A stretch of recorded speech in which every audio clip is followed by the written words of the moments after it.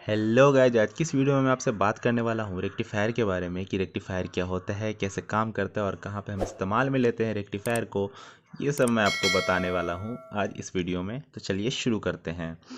सबसे पहले मैं आपको बता देता हूँ कि रेक्टिफायर करता क्या है। तो रेक्टिफायर जो हमारा 2 डायरेक्शनल एसी करंट को 1 डायरेक्शनल डीसी करंट में कन्वर्ट करता है। अब मैं बस सिंपल भाषा में समझाऊँ तो हमारे एसी करंट जो होते हैं उसको ये डीसी में कन्वर्ट कर देता है। तो चलिए देखते हैं ये कैसे कर पाता है ये। अभी मैं आपको सबसे पहले दिखा देता हूँ। ये मेरे पास है 4 डायोड का कॉम्बिनेशन। ये फुल ब्रिज रेक्टिफायर की बात कर रहा हूँ मैं। ये जो डायोड है 4, इसे ही कहते हैं हम लोग ब्रिज रेक्टिफायर। ठीक है, मतलब ये जो डायोड है ये रेक्टिफिकेशन का काम करता है। तो ठीक है, सबसे पहले मैं आपको बता देता हूँ कि ये काम कैसे करता है।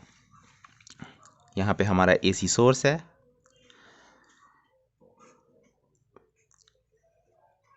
यहाँ पे हमने लगा दिया एक ट्रांसफॉर्मर।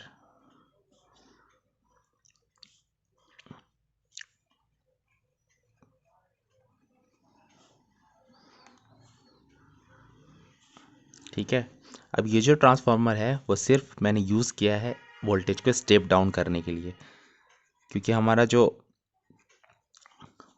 ट्रांसफार्मर है वो सिर्फ और सिर्फ यहाँ पे स्टेप वोल्टेज को स्टेप डाउन मतलब कम करने के लिए यूज किया है विदाउट चेंजिंग द फ्रीक्वेंसी। ठीक है, तो हमारा यहाँ पे जो है ये ट्रांसफार्मर मैंने यूज़ किया है स्टेप डाउन करने के लिए वोल्टेज को, क्योंकि मैं नेक्स्ट वीडियो में आपको एक रेक्टिफायर बना के दिखाने वाला हूँ। तो हमारा प्रैक्टिकल भी हो जाएगा और आपको इजीली समझ में आ जाएगा। ठीक है, तो हम लोग क्या करते हैं, अब एक्चुअल में काम आता है यहाँ पे रेक्टिफायर का। ठीक है, तो अब हम बनाते हैं रेक्टिफायर। उसके लिए क्या करना पड़ेगा हमको, ये मैंने बना लिया। यहाँ पे मैं फुल ब्रिज रेक्टिफायर की बात कर रहा हूँ, तो मैं यहाँ पे लगा दूंगा 4 डायोड।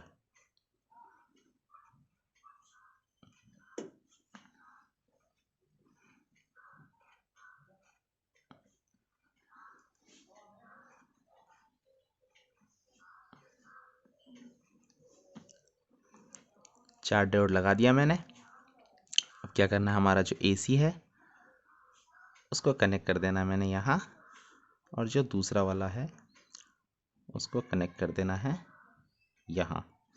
ठीक है, और ये जो हमारा डीसी निकला है यहाँ से, इस पर हमने लगा दिया एक लोड,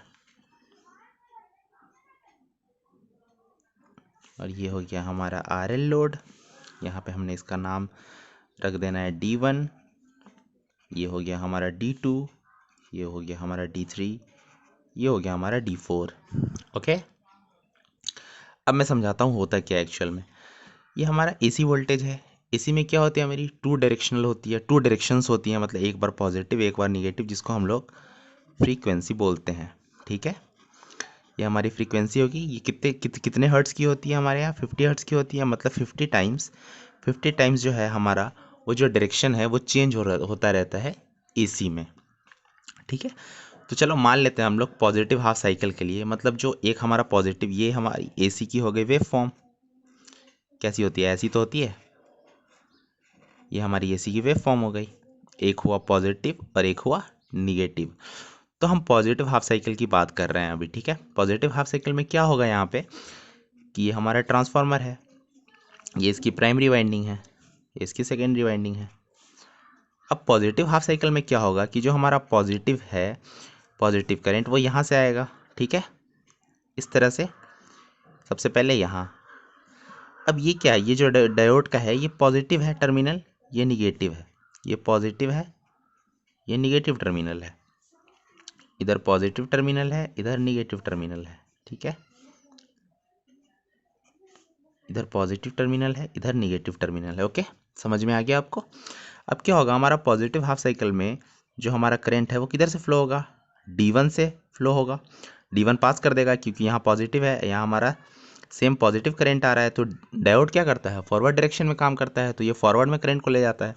तो यहाँ से ये फॉरवर्ड में पास कर देगा। ठीक है, यहाँ से पास करने के बाद किधर जाएगा, हमारा करंट ऐसा होता हुआ जाएगा, ऐसा इस लोड में। और लोड में हमारा क्या होगा, लोड में वोल्टेज ड्रॉप होगा, रोड में वोल्टेज ड्रॉप होगा, और फिर ये कर देगा हमारे सर्किट को कंप्लीट। ऐसा होता हुआ D1 से आया, D1 से आया, फिर ये हमारा D4 में गया, और D4 में जाने के बाद इसको भी पास कर देगा, इधर पॉजिटिव है इधर निगेटिव, और फिर ये जो हमारा सर्किट है वो पूरा का पूरा कंप्लीट हो जाएगा।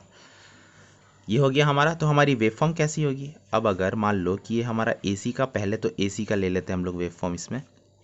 ये हमारा AC का वेवफॉर्म था, ठीक है, ये हमारा AC का वेवफॉर्म था, ठीक है। अब जो हमारी आउटपुट वेवफॉर्म होगी, ये जो आउटपुट वेवफॉर्म होगी हमारी, वो किस तरीके की होगी? वो जो हमारी होगी, वो हमारी आउटपुट की वेवफॉर्म जो होगी वो कुछ इस तरह की होगी, पॉजिटिव हाफ साइकिल में, यही तो होगी। पॉजिटिव हाफ साइकिल में हमारी वेवफॉर्म जो है वो यही तो होगी। ये आउटपुट है हमारा, आउटपुट का वेवफॉर्म, ये हमारा इनपुट का वेवफॉर्म। अब ये कैसे हुआ कि यहाँ जो हमारा D1 और D4 जो था डायोड, वो किस बायस में था? वो फॉरवर्ड बायस में था, फॉरवर्ड बायस में।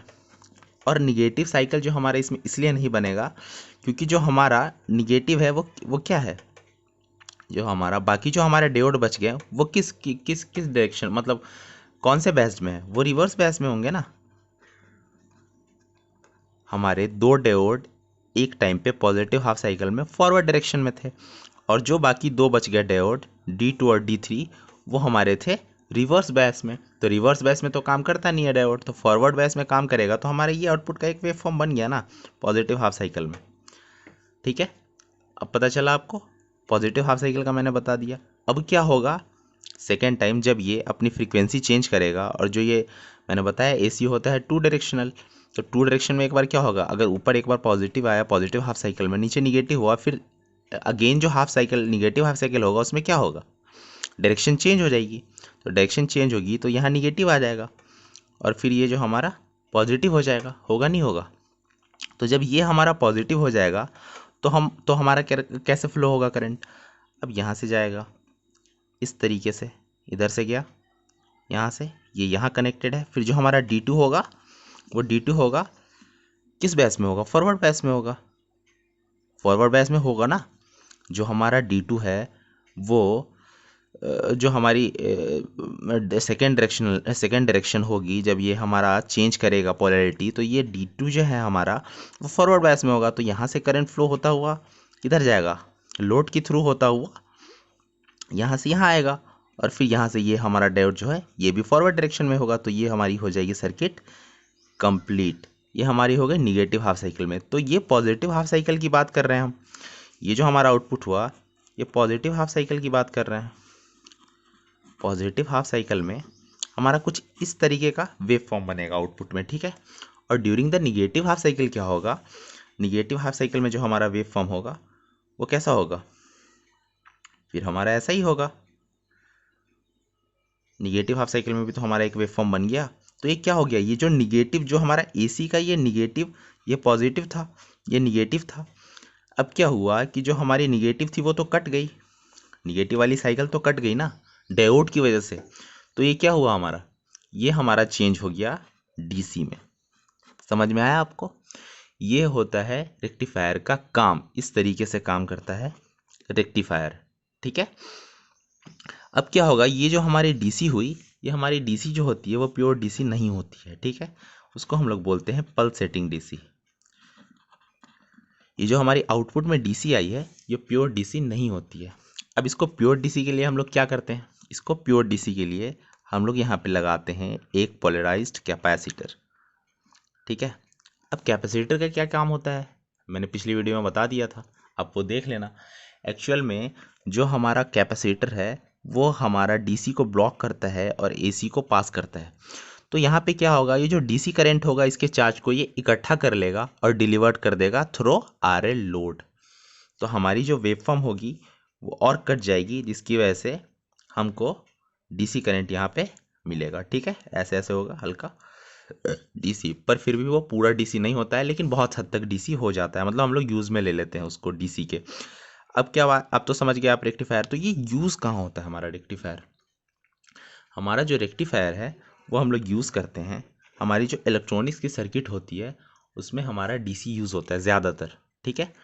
इलेक्ट्रॉनिक्स की जो सर्किट होती है हमारी उसमें हम लोग DC यूज़ करते हैं। जैसे कि मान लो कि आपका जो चार्जर होता है, charger, phone charger, phone charger में भी हमारे क्या लगा होता है, रेक्टिफायर। क्योंकि वो क्या कर रहा है, एसी को डीसी में कन्वर्ट कर रहा है। आपकी जो फ़ोन की बैटरी होती है वो डीसी होती है, वो तो एसी पे चार्ज हो नहीं सकती। तो इसके लिए हम लोग चार्जर में भी रेक्टिफायर का यूज़ करते हैं।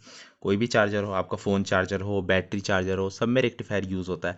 आपके टीवी हो गए, एम्पलीफायर्स हो गए, आपके होम थिएटर हो गए, ये सारी जो चीज़ें हैं ये सब हमारी डीसी पे काम करती है, ठीक है।